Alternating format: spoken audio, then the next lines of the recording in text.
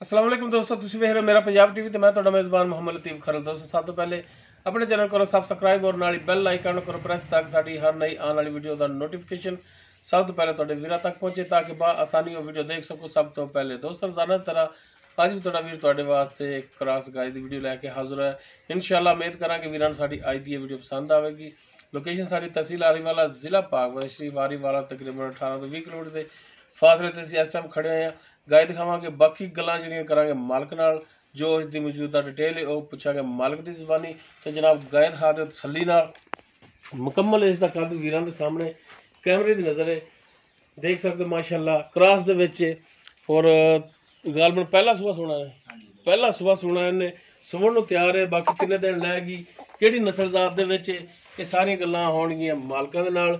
सिंह वीरां दे सामने तकरीबन 4 तो 5 इंच का सिंह लग्या है। बाकी माशाअल्लाह काला सा थान लग्या है, वो वीरां दे सामने विरला वीरां दे सामने ने। बाकी थोड़ी लो पाई है, पिछे नज़र आ रही होनी, क्योंकि पहला सुबह सोना पहलना अमूमन लो पा जांदियां ने, पल लै जांदियां ने। बह के जनाब तसल्ली नाल तसल्लियां करा दो वीरां दियां, ताकि कोई तराज ना करे कि जानवर तसल्ली नाल नहीं दिखाया। जनाब इन्हूं माड़ा खोल के टोर फेर के दिखा सकते हो, भजदी तो नहीं टोरो। हाँ जनाब इनू है लो जी, टुरन फिरन वीरां के सामने वीर तसल्लियां कर लैन। ऐन लियाओ माड़ा जी, लो जनाब तसल्ली नाल दिखा दो जानवर टुरदा फिरदा जी। ठीक हो गया जनाब, बनो हाँ बन लो वीरां दी जनाब। चार्ज फिरो तसल्लियां करा दो।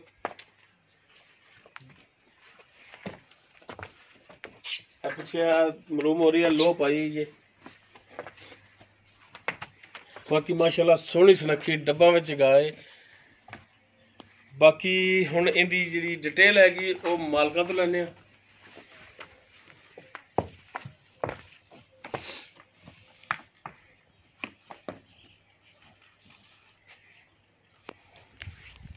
जी बरादरी जाना हो इधर जरा को। की नाम की अपना? मोहम्मद आलियान। मोहम्मद आलियान जी। आलियान भाई आपां जिहड़ी गाय दिखाई किहड़ी नस्ल जात दे विच? एक क्रॉस गांव आ ते क्रॉस केज क्रॉस है, कोई है अंदाजा या वैसे आस्ट्रेलियन दे नाल क्रॉस है। बाकी दोस्तों तुसीं खुद भी अंदाजा ला सकते हो नस्ल जात दा। अच्छा पहला सुबह सोना जी बिल्कुल। किन्ने दिन लै जाएगी सुमन दे विच? 2 लै जावे, 3 लै जावे या 4 लै जावे, यानी कि 2-4 दिन 5 दिन ये लैगी सुमन दे विच। बाकी देने दे मुकम्मल ने। ठीक हो गया जी। अच्छा हुण आलियान भाई ये दसो कि थणा की गारंटी होगी? जी बिल्कुल पास करके देवांगे असीं।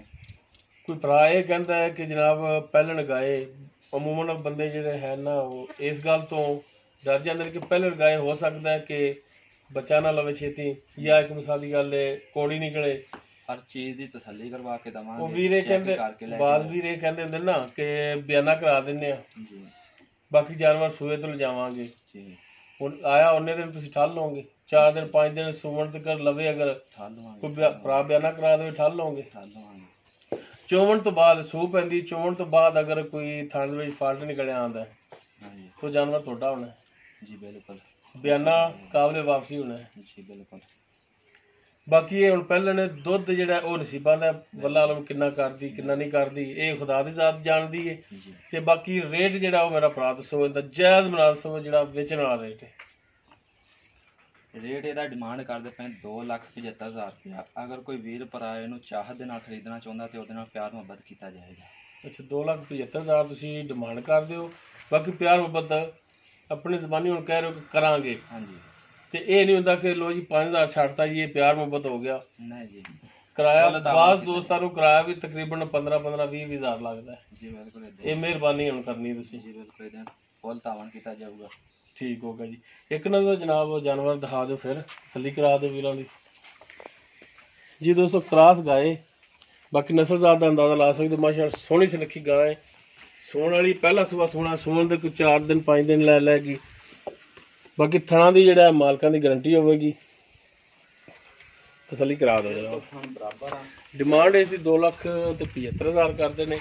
बाकी इस दे विच भी इंशाअल्लाह कमी पेशी होगी।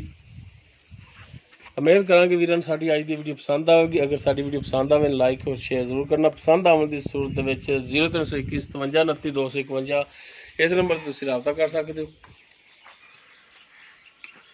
ਇਸ ਦੇ ਨਾਲ ਹੀ ਆਪਣੇ ਮੇਜ਼ਬਾਨ ਮੁਹੰਮਦ ਲਤੀਫ ਖਰਲ ਨੂੰ ਦਿਓ ਇਜਾਜ਼ਤ। ਇਨਸ਼ਾਅੱਲਾ ਮਿਲਾਂਗੇ ਇੱਕ ਨਵੀਂ ਵੀਡੀਓ ਨਾਲ। ਅੱਲਾ ਹਾਫਿਜ਼।